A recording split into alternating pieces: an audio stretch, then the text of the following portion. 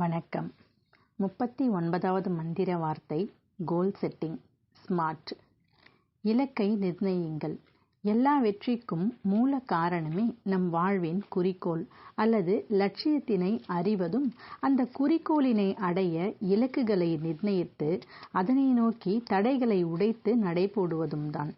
தங்களுடைய லட்சியங்களை ஒருவர் உணர்ந்துவிட்டாலே அவர் பாதி வெற்றி பெற்று விட்டார் என்றுதான் பொருள். இன்னொரு பாதி வெற்றி என்பது துல்லியமான திட்டமிடலில் அடங்கியிருக்கிறது. குறிக்கோள் அல்லது லட்சியத்திற்கும் இலக்கிற்கும் வேறுபாடு என்ன? குறிக்கோள் அல்லது லட்சியம் என்பது நம் வாழ்க்கையின் ஒரே நோக்கம். பில்கேட்ஸை விட பெரிய கணினி மேதை ஆவது என்னுடைய லட்சியம். மணிரத்னம் போல் டைரக்டர் ஆவது என்னுடைய லட்சியம். அம்பானியை விட அதிகம் சம்பாதிக்க வேண்டும் என்பது என்னுடைய லட்சியம். இலக்கியத்திற்கு அல்லது அறிவியலுக்கு நோபல் பரிசு வாங்குவது என்னுடைய லட்சியம்.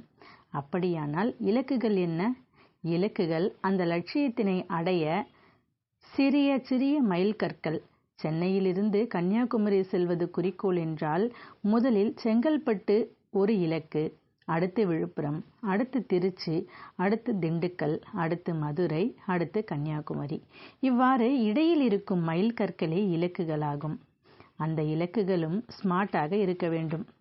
ஸ்மார்ட் என்றால் specific, measurable, achievable, realistic, time bound. அதாவது ஒரு இலக்கை நீங்கள் நிர்ணயித்தால் அந்த இலக்கு கீழ்க்கண்ட தகுதிகளை கொண்டதாக இருக்க வேண்டும். நான் பணக்காரனாவேன் என்பது இலக்கல்ல, அது ஆசை. நான் 10ஆம் வகுப்பில் நல்ல மதிப்பெண் எடுப்பேன் என்பது இலக்கல்ல, அது ஆசை. அப்படியானால் இலக்கு எது? ஸ்பெசிஃபிக், திட்டவட்டமானது. நான் குறிப்பிட்ட பிசினஸில் 50 கோடிகள் சம்பாதிப்பேன். நான் 10ஆம் வகுப்பில் 475 மதிப்பெண்கள் வாங்குவேன். மெஷரபிள், அளவிடப்படக்கூடியது.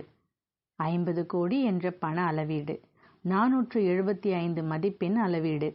நம் வெற்றியை அளவிட முடியவில்லை என்றால் அது உற்சாகம் தராது, மென்மேலும் முன்னேறும் உத்வேகம் தராது. சிறிய வெற்றி என்றாலும் அது அளவிடக்கூடிய வெற்றியாக இருக்க வேண்டும். அச்சீவபிள், சாதிக்கக்கூடியது. 50 கோடிகள் என்பது சாதிக்கக்கூடியதே. நிறைய பேர் இதற்கு முன்பும் சாதித்திருக்கிறார்கள், இதற்கு மேலேயும் சாதித்திருக்கிறார்கள். பெட்ரோல் விற்கும் பையனாக வாழ்வை தொடங்கிய அம்பானி இறந்தபோது அவருடைய சொத்தின் மதிப்பு 90,000 கோடிகள். 475 மதிப்பெண்கள் என்பது சாதிக்கக்கூடியதே. 495க்கும் மேலேயே மாணவர்கள் மதிப்பெண்கள் வாங்கியிருக்கிறார்கள். ரியலிஸ்டிக், யதார்த்தமானது. 50 கோடிகள் கற்பனையான விஷயம் இல்லை, யதார்த்தமான ஒரு விஷயம்தான். ஆனால் ஒரு மாதத்தில் 50 கோடி சம்பாதிப்பேன் என்பது, ஒரே நாளில் கோடீஸ்வரன் ஆவேன் என்பதெல்லாம் சாத்தியமில்லை. 475 மதிப்பெண்கள் என்பதும் யதார்த்தமான விஷயம்தான். கனவில் மட்டுமே நடக்கக்கூடிய விஷயம் இல்லை, நிஜத்திலும் நடக்கும்.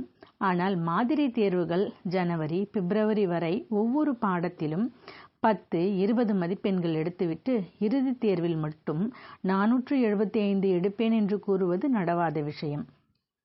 டைம் பவுண்ட், கால எல்லைக்கு உட்பட்டது. 50 கோடிகளை 35 வயதுக்குள் சம்பாதிப்பேன், 40 வயதிற்குள் சம்பாதிப்பேன் என்பது கால எல்லை. 475 மதிப்பெண்கள் வாங்க எனக்கு 10 மாதங்கள் கால எல்லை உள்ளது. இவ்வாறு ஸ்மார்ட்டாக உங்கள் இலக்குகள் இருந்தாலே அவை நிறைவேறும்.